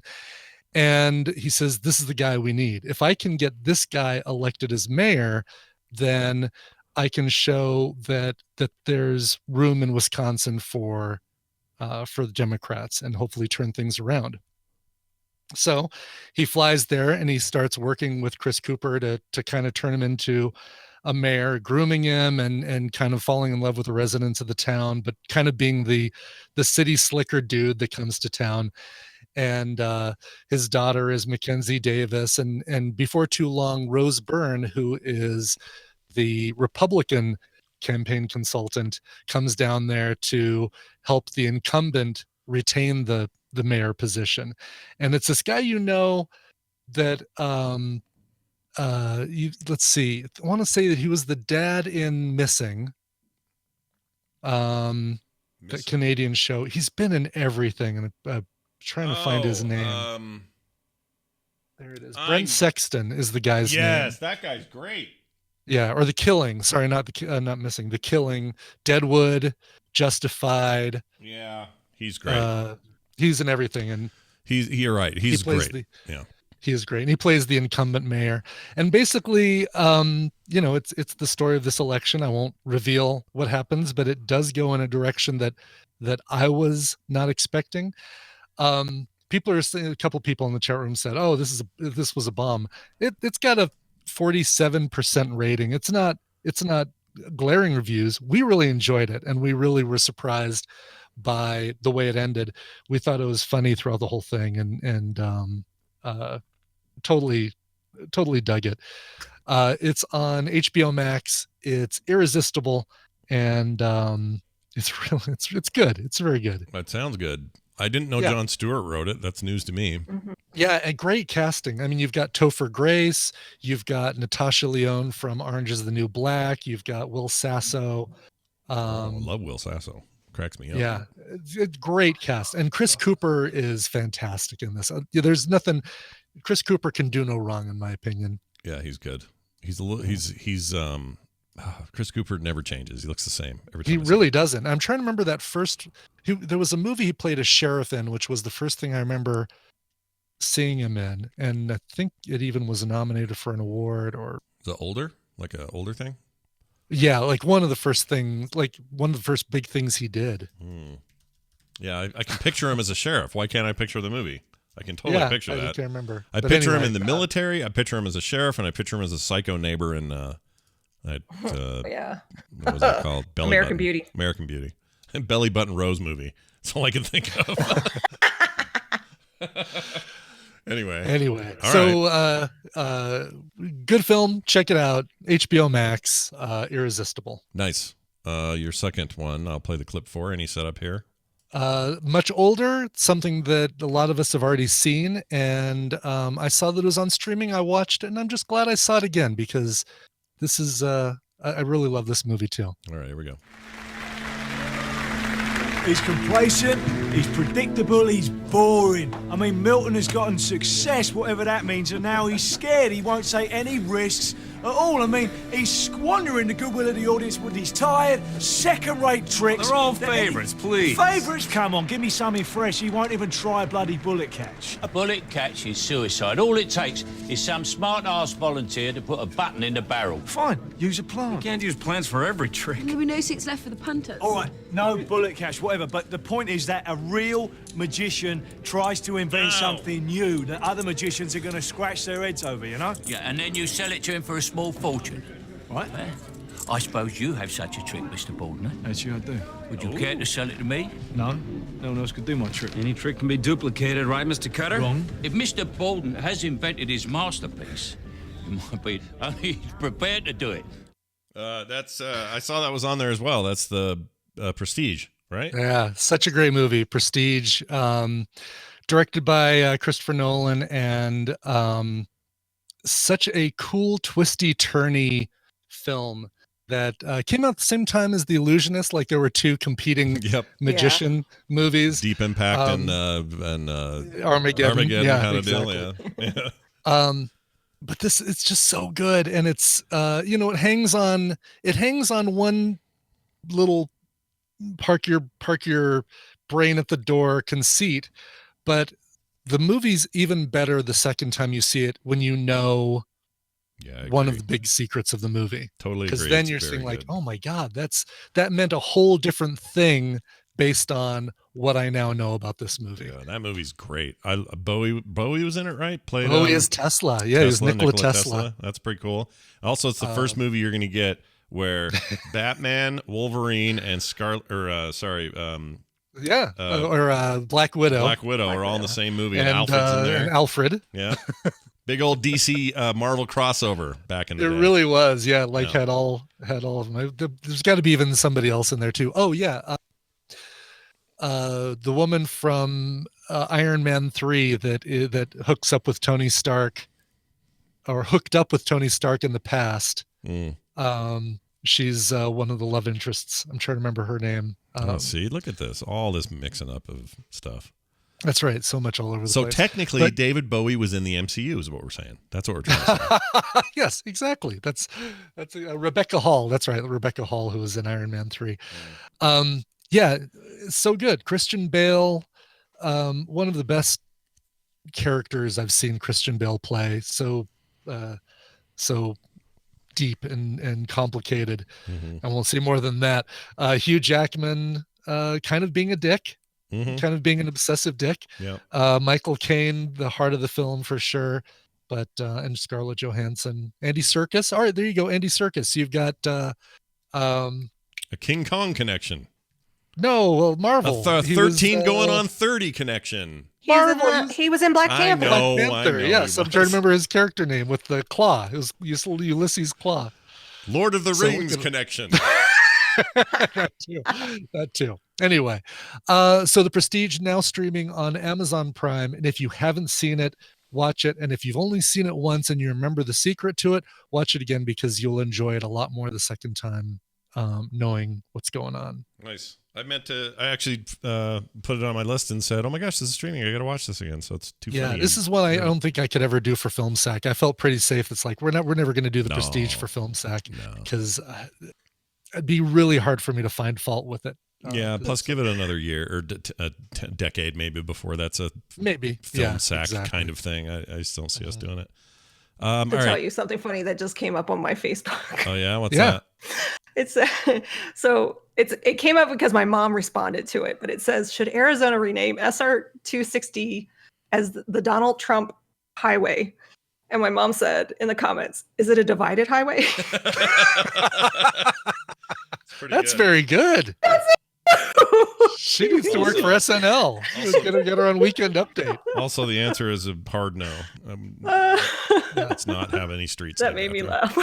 Let's do. All right, I'm going to play this clip. This is a show. It's a series that is a documentary that I've only gotten just into. I've only seen the first episode, but I'm hooked, and I have no idea where this thing's going. But see if you guys can figure it out. You've probably been advertised this, especially Brian, because he spends a lot of time on the streaming app that this came on. They're really pushing it. But anyway, here it is. I remember going shopping. Yeah, this is it's how to wipe a butt in 30 days or less. Here it is. I remember going shopping and being a little nervous, and these were test runs, and deliberately walking up and saying, "Mommy, mommy," so the people around wouldn't think something was fishy. "Mommy, Brian's hitting me. Make Brian stop. Mommy, mommy," and doing it on purpose. And it helped, and it helped us too, calling her mommy. Okay. Any guesses there, Brian? No idea, but I like that you chose a clip that has my name in it, and I'm sure there's no way any of that will ever get replayed on TMS as "Brian, stop hitting me." Yeah, you'll never have to worry about it. All right, so this is a documentary on HBO Max called "The Lady and the Dale." Oh yeah, okay. This is the first thing that gets promoted to me when I watched Irresistible. Yeah, yeah. For whatever reason, they're really hyping it. They're really pushing it. Yeah. Which I was interested just from I don't know. The face of it is basically, and you this has stuff that I think you would dig on, because do you ever remember? Okay, really old episodes of The Price is Right. They had a 3-wheeled car that would come on once in a while as a prize. Oh yeah, right. So 2 wheels in the front and a weird one in the back. And this would have been like 70s, and this thing is ugly and just a terrible car. But that was this person in this movie who born a man, lives most of most of her life as a man, but then transitions well before any of us had any knowledge of what transitioning meant, right? But at the same time, so that's all going on, and that's what that clip was about. That was her daughter. But so that plays a part in this whole story, and it certainly adds an interesting twist to everything. But the main thing is that this person is like a complete. Her name was Elizabeth Carmichael. She's a total fraud about everything to do with any of the business stuff she ever did, really, including that car. And that car is like at the center of all this at some point. I'm not far enough to say why or what, but apparently that car is really what brought her down. And right now it has like 100% rating on Rotten Tomatoes. People are really into it. If I had any complaints about it, it would be, it does a great job of sort of like, here we are in the 50s and the 60s and what this meant back then, and bringing it to modern day, and why, what people around her at the time are saying today, and this sort of stuff. Isn't it made by the guys that did Stranger Things? Oh, I don't know. It's the Duplass brothers in this case. Oh, is this the Duplaces? I didn't even notice. Yeah, these guys did that cool one about the commune in Oregon. What was that called? Crap. That was an awesome documentary though. Anyway, so that's probably why I'm really liking this so far, because it's not going quietly. No, it was Wild Country. Wild Country. Amazing documentary. Holy crap. I thought it was Duplass. I think it is Duplass. I think I just say Duplass. Duplass.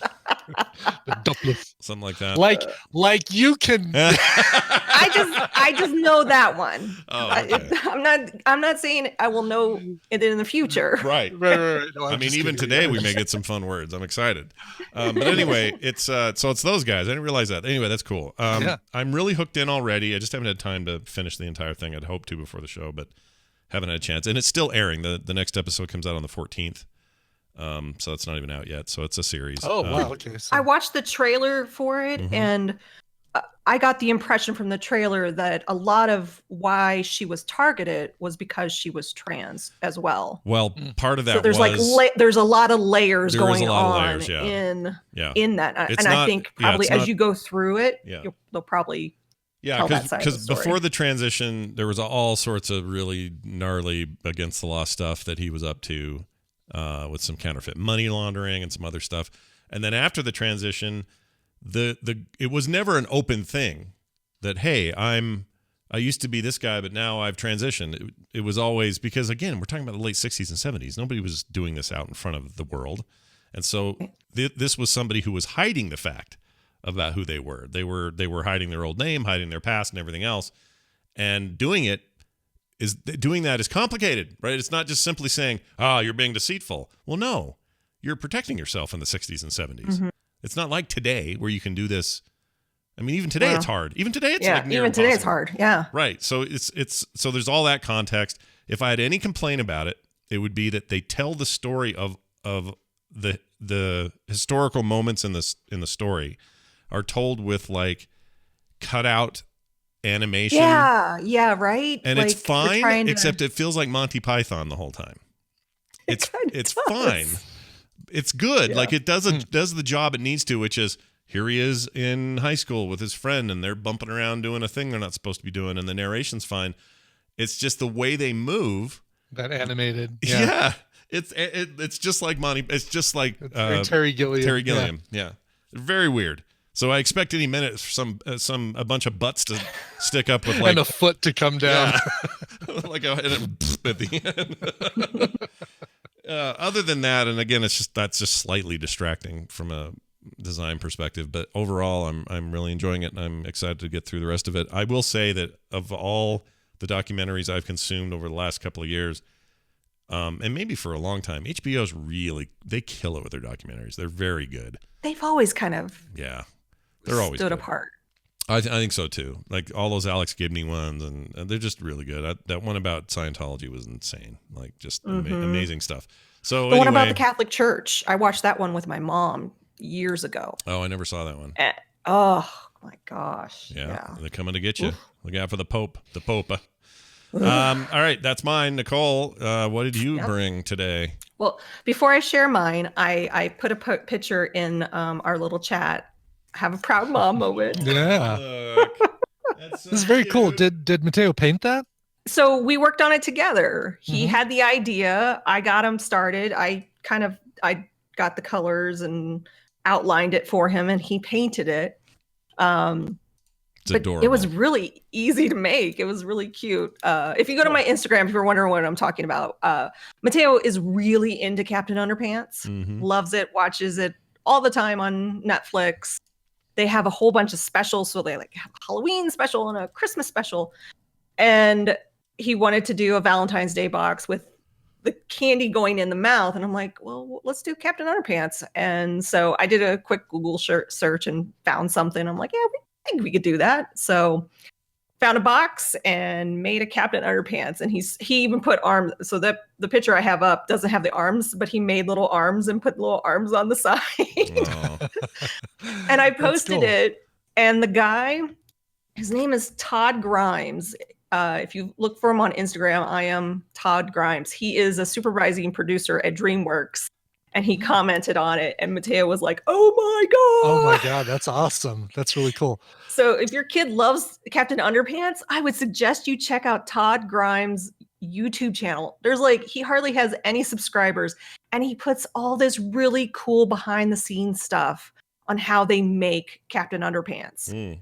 That's really cool. All the puppetry, and they did claymation for the Christmas thing. It's just really, really cool. It's really cool.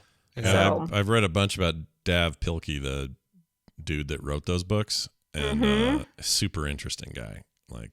Fascinating. Yeah. He's made himself a freaking fortune on these Underpants books. It's crazy. Yeah, and he loves Dogman too, which apparently there's going to be a movie coming out from DreamWorks with Dogman. Yeah. So if you have a kid you're finding hard to get into reading, Mateo started reading Captain Underpants in first grade and just consumed all Captain Underpants, Dogman, Cat Kid.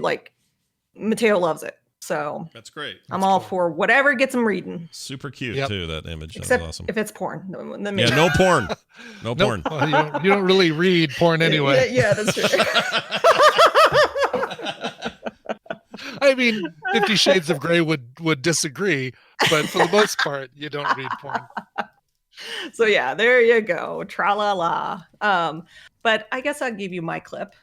Okay. We all three of us decided to get on a HBO kick. So this is from HBO as well. Cool. All right, well, let's play it and see what happens. Here we go. It's starting. It's loading. Promise it's loading. Do you want to be famous? Yes. Yes. Absolutely. Sign me up. I don't even feel like I want to. I feel like I deserve to. You know what I'm saying? More than any other occupation on Earth, kids in America say they want to be famous influencers. When they look at these influencers and they think, wow, this is an amazing life, what people don't realize. Most of the time, it's not real. Should we do some cucumbers? I love it. But is that number of how many followers you have actual fame? We want to do an experiment to see if we can take some random people and make them fake famous. Online, you can pretty much buy anything you want. Hey, I know that guy. Fake friends. There are hundreds of millions of them blending in online, and most people can't tell them apart from you and me. My Instagram is crazy. The more fake accounts you... Okay, so I got to say, I know that dude from another documentary. What do I know him from? Well, he's also he even says at the beginning, you might know me because I go on all these news shows and I've been an advocate for social media and technology. Right. But I didn't see what's happening now coming. And that's kind of what it's not a clean documentary. I will tell you that. There are clean meaning like it's not well done. Oh. Okay. Like, it's horribly made. So it's still a fascinating topic, and I really hope it gets explored more. But he says at the beginning, I'm going to do this experiment, right? I'm going to find 3 nobodies basically, and I'm going to make them fake famous. How do I do that? And so there's really not a lot of parameters, and he says things like in the beginning, like, all kids want, the number one thing, kids wanted to be doctors, lawyers, and blah, blah, blah before, but now they all want to be influencers. Well, that's not entirely true. They want to be YouTubers. Yeah. And YouTubers aren't always influencers. So they spend a lot of time focusing around Instagram. And really what they're focusing on are the people that like Kim Kardashian kind of people. Famous for being famous, basically. Yeah. So unfortunately, there's many layers to social media, to, sponsorships. I know this because I'm in that world. I know how this works. And I'm recommending it because it got me thinking about how companies, how they approach us.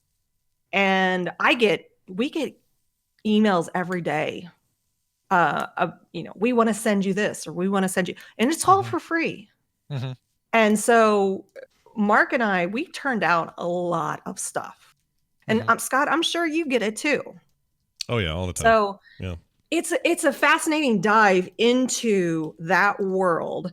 And what was really kind of like, what was the ability to buy bots, and not only buy followers, but those followers you can then control when they comment or like something. You can buy negative stuff. So like if you want to send bots to your competitor, you can do that. It's like, what? Yeah. When you start peeling back the layers, because they use these 3 people as kind of their quote unquote experiment. One guy was like, no, I'm not doing this. Another guy, he highlights the anxiety that can happen when you put yourself out like that. Yeah. Like, because it becomes a thing you've got to keep feeding. And if you stop feeding it. Yeah. And then the girl, she makes it happen. Like they follow her, and she's the pinnacle of like them quote unquote making it is a free trip, all expense paid trip, which she gets. And it's interesting. I mean, to see how it all kind of unfolds. But then COVID happens. Yeah.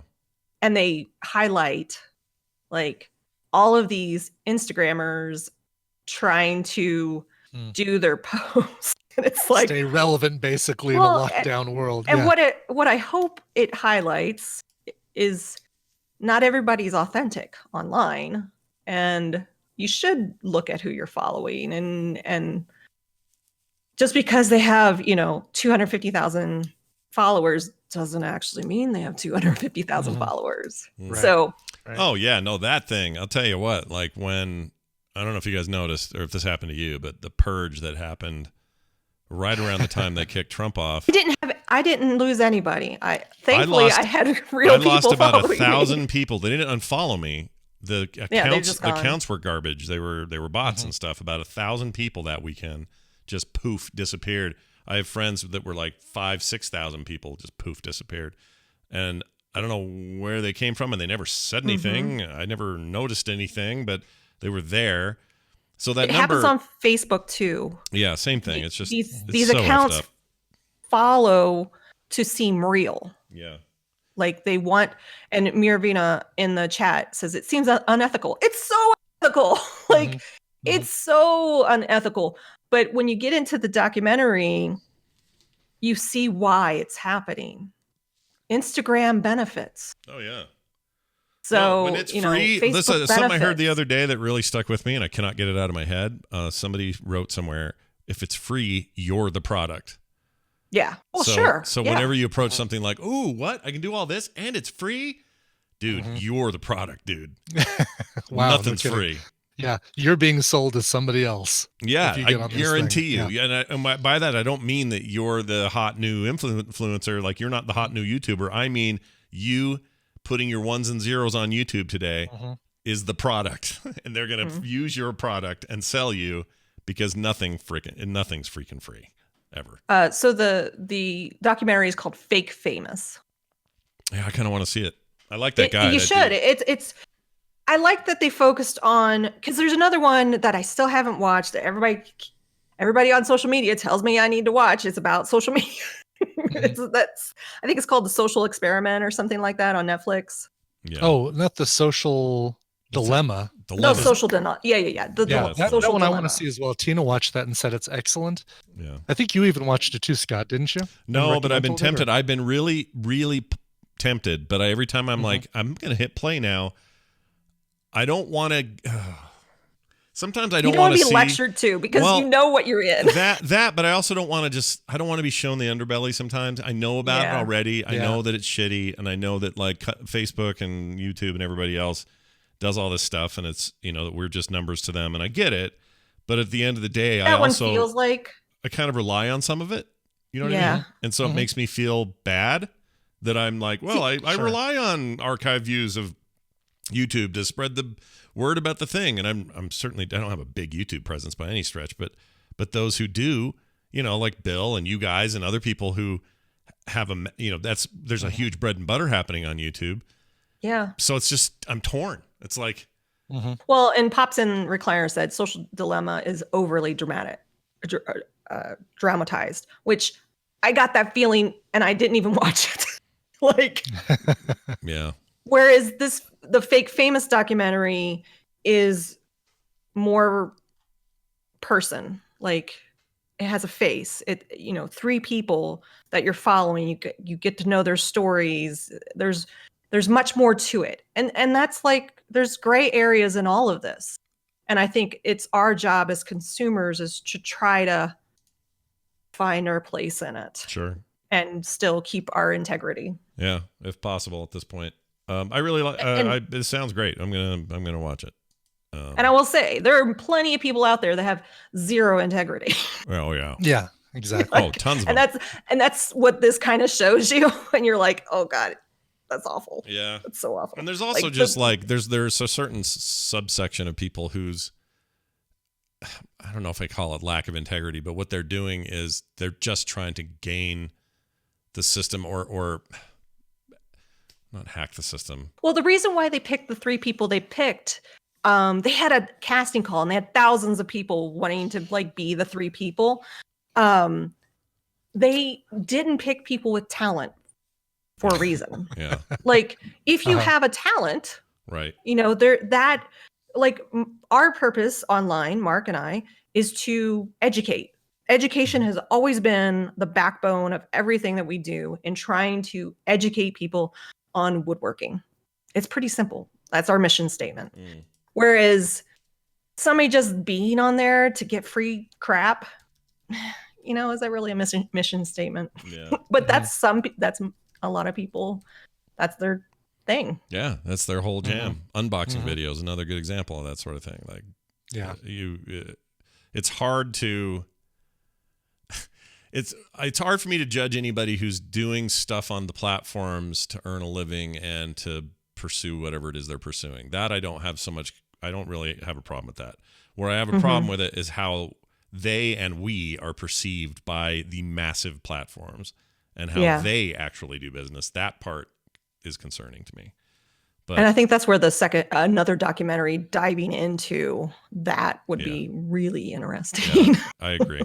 Well, interesting there stuff. Go check it out. Nicole Spag on Twitter. She'll give you all these links, and you'll find out where the hell we want you to go with these movies and these things. It's all HBO. I'm sorry, guys. It's all right. HBO Max. I don't know. It's been kind of my go-to lately. I've been really enjoying it. Except for Prestige, which is Amazon Prime, but everything else is HBO. Yeah. Amazon. It's a little weird. I'm starting to see a lot of crossover stuff that's streaming on 2 services at once. Yeah. Didn't expect to see that so much, but here we are. Anyway, but here we are. Nicole Spag on Twitter, everybody. Nicole, have a grand week, and we'll see you next time. See you, Nicole. Bye now. It's cool. All right. You know what? I forgot to play that Dunaway clip again today because I'm a dummy. Oh, God, it's even bright red in our... I know. That's hilarious. I get going with you guys, and I'm having fun, and I'm not paying attention to the damn doc, so I missed it. But I'm going to play it now, even though he's not here, and it's okay, because basically we're just trying to show some audio proof that Brian Dunaway says Reese's Pieces and not Reese's Pieces. Okay, good. Okay, so that's all this is. Jamie's to thank for this. Here it is. I had just gotten a projector in, so I'm projecting this movie. Plus, I got Reese Pieces to sit and eat with my popcorn. I like that in the South you call them Reese Pieces, Coke. by the way. Reese Pieces. Yeah. Reese Pieces. Up here, we finish the word and say Reese's. I don't know why. Reese's. We give Reese his proper due. Is that what how do you say it? It's got Reese's Pieces? No, it's just Reese's Pieces. Oh, so you complete Reese, but you don't complete Pieces? No. I say it the way the package says it. I say it the way it's spelled on the package is what I do. Chat room says it's a Southern thing. Maybe. Really? Yeah. Reese Pieces. Yeah, Reese Pieces. Or Reese Pieces. I don't know. You guys are weird down there if that's Reese true. Pieces. I asked Kim about it. She's like, no, you say Reese's Pieces. I'm like, well, you're from the South, so I don't know if I... Southern thing. Come on. I don't know about that. Who knows? Anyway, sorry I didn't play that earlier. I wish Dunaway had been here for it, but didn't do it. Okay, that's going to do it for today's show. Thank you all for joining us. Tomorrow is Thursday. Do your homework. Tonight, it's if you haven't done it yet, watch Hulu's where is it? In and of itself. There it is. In and of itself. That's Wendy's homework for you and us, because tomorrow apparently our entire topic is going to be surrounding kind of what this thing pulls off. So in and of itself, it's on Hulu now. And there's no service called Hulu now. It's on Hulu currently. A couple people have already watched it on Twitter and said, yep, no iPad in your lap, no phone in your hand, just like all technology off, focus on the show, watch it with your significant other. Yeah. And I think that means you and me, Scott. Yeah, you and I are supposed to sit on the same couch, play footsies, and watch this thing. So. Do we need to have a watch along or watch together? Does Hulu do that? I don't know if they do. They do have watch parties. I don't know how they work, though. Yeah. Well, anyway, we're doing it, and I have no idea why or what it's about, but I've heard good things already. I'm scared. I don't want to be uplifted, or I don't want to be educated. You don't have any time for this. I don't want to be smarter on the other end of something, right? I just want to. Yeah, I'm just kidding. That's what should be good. I'm for. looking forward to it. Yeah. It looks very interesting. When I thought it was a crossword documentary when I saw the panel for it, because it's got the dude standing in front of a bunch of white squares. Oh, right. It does. Maybe kinda I'm look doing like that. too much New York Times crossword puzzle. Hey, whatever. I read comics every night. We all have our thing. I've been reading comics like it's going out of style, and I don't know what's wrong with me. But yeah, it's really good stuff. Anyway, so tomorrow that'll be our time with Wendy, and of course all the other regular hoo-ha that we get up to here. Patreon.com/TMS is where you can help us out, make the show continue to survive and thrive. We're at frogpants.com/TMS. And if you want to send us an email with whatever feedback you've got holding back in your brain, you need to let it out. Vent that shit, man. themorningstream@gmail.com. Let it rip. All right. That's it. We should do a song, though. Let's do a song. You sure? You didn't sound 100% sure. I want to make sure that you're sure. Are you sure? Hold on. Yes, I'm sure. Let's do a song. Okay. All right. Okay. Yeah. But only because you want to. This one goes out to Marty, aka Squishy in the Tadpole. Says, hello, Scooter and Brain. It's time for me to say hello to another birthday in February on February 8th. Again, I was wondering if you could find a modern version of this old favorite Neil Diamond song of mine. Thank you for all the entertainment you give us. Can I get a Mr. Miyagi happy birthday or that one really bad birthday song also, please? Thanks. You can get both. Happy birthday to you. Oh, I don't know where I put Miyagi though. He kind of took a seat after this new weird thing. He did, came yeah. in. Took a back seat after. Happy birthday. Okay, here it is. I found it. It's now loading. Oh man, this is great. Here, let's hear this again. Happy birthday to you. There, you get two of those while we waited. Now this drive spun up. Here we go. Happy birthday. There you go. Oh, wow. I think I might want you to send me both of those audio clips because I'm gonna layer them on top of each other and see if I can get some harmonization going. I'm gonna do it right now while you talk. Okay. All right. Do it. Yep. I'm doing it. But you go ahead and talk. You gotta start Miyagi first. I'm done talking. Oh, we're doing it now. You're saying you want to do it in real time? Yeah, you would do it oh, now. my bad. This is Okay. good stalling. I could keep stalling. No. Make sure the Miyagi one because he's got the noise maker, so he's got to start a little earlier than the other one. Let's see. I have two of these. Happy birthday. I can do. Oh, that's the one you want. Yeah, you want the one that without the noisemaker that does more happy birthday. All right, so we're gonna do one and Q at the same time here. Here we go. Yeah, there we go. All right. Here we go. Happy birthday to you. Almost, yeah, they might take a little work. Okay. It might take a little work to get the things lined up. That was excellent, though. Yeah. All right, so Neil Diamond's Hello Again, Hello. I think probably inspired by Scott. Sometimes when he launches the stream. I can't help it. It's just in me. I can't help it. It is. This is by the Groovy Ghoulies, who recorded this for an album called World Contact Day. It is a cover of the song by Neil Diamond. It is Hello Again. Here are the Groovy Ghoulies. Very nice. We'll see you guys tomorrow. Have a great day. Stay safe. We'll see you then. This show is part of the Frog Pants Network. Frog Pants Network. Get more shows like this at frogpants.com. I don't make jokes. Uncle Lewis, I think.